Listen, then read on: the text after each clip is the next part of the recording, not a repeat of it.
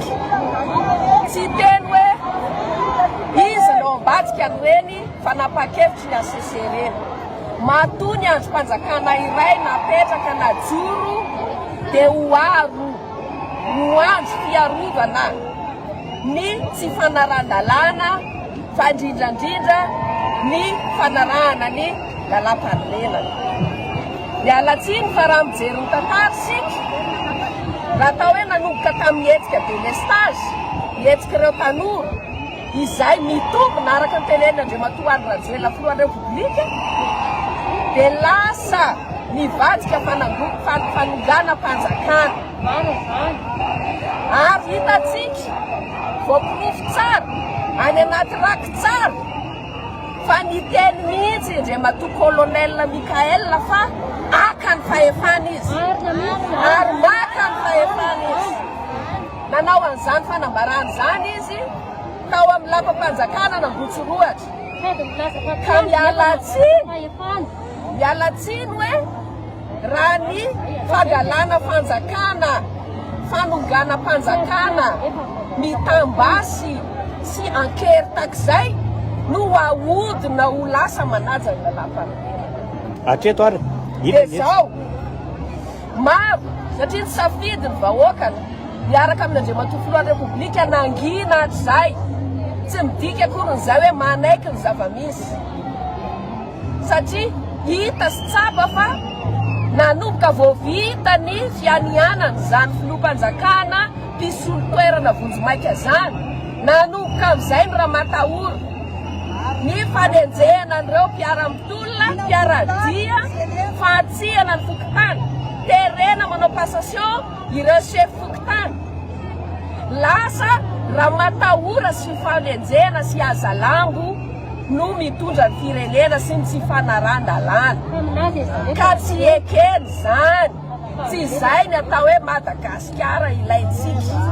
tsy izay mihitsy ary zao raha tamin'ny 2009 tsy mitovy mihitsy satria tamin'ny 2009 nametra-pialana ne Andriamatoa Président Marc Ravalomanana ne namindra ny fahefana tamin'ny miaramila fa tamin'izay ny miaramila nilaza hoe tsy natao hanao politika sy hitondra fanjakana ny miaramila nanam-pahendrena hitatsika zao lasa mikobona daholo ny vava sy ny hetsika rehetrarehetra sy ny fitakiana tsy mahasamby teny tsony ny olona satria ny vava basy no mitondra firenena ka aoka atao ampamendrena ka mba ny vahoaka madinika ny be sy ny maro sy ny masoan'ny firenena no jerentsika fa ho anay Andriamatoa Andry Rajoelina no filohan'ny Repoblika ny Madagasikara na inona ny sarisary apetraka eo hoe filoham-panjakana mpisolo-toerana vonjomaika ny anarany fa tsy solo-tena ny vahoaka akory ka mino fa hanana fahendrena zany tompon'andraikitra zany ka zao ireo vahoaka manerana ny Madagasikara mba manako tenenina koa toy izao fatongavany eto zao fa aleo raha ny vahoaka ny teny anazy ny safidy ny fahefana dia avy amin'Andriamanitra ary rehefa mangalatra fahefana dia tsy mahasoa ny firenena ary zay ny masimasoana sy matimatesana fa tsy toky ny fangaro ny masoa ny vahoaka sy ny politika lasa mpanao politika be kajikajy be galona mpanao politika be galona sy mpandromba firenena no hitatana atsika ka tsy ekena zany efa nesorina zo firenena ny filoham-pirenena teo mazava ho azy anisan'ny fanaran-dalàna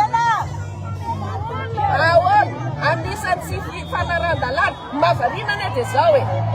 fa manina ny mahasaloatra tsy manaja lalàna ny tompon'andraikitra atao firenena eto afaka manao zay tiany ve izy satria manana basy tsy mety zany izay didim-panjakana maisitra ny fizakana zokirenena ny filohan'ny repoblika ny praiminisitra ny lalàna manakely dia tsy manome azy an'izany fahefany zany ka mbola fotoana ny anapoanan'izy ireo an'izany didim-panjakana zany mbola fotoana ny iemora ohatrany nanaovana hoe foanana ny androm-panjakana anaty constitution dia foany koa zany le didim-panjakana tsy ara-dalàna e zay fangatanay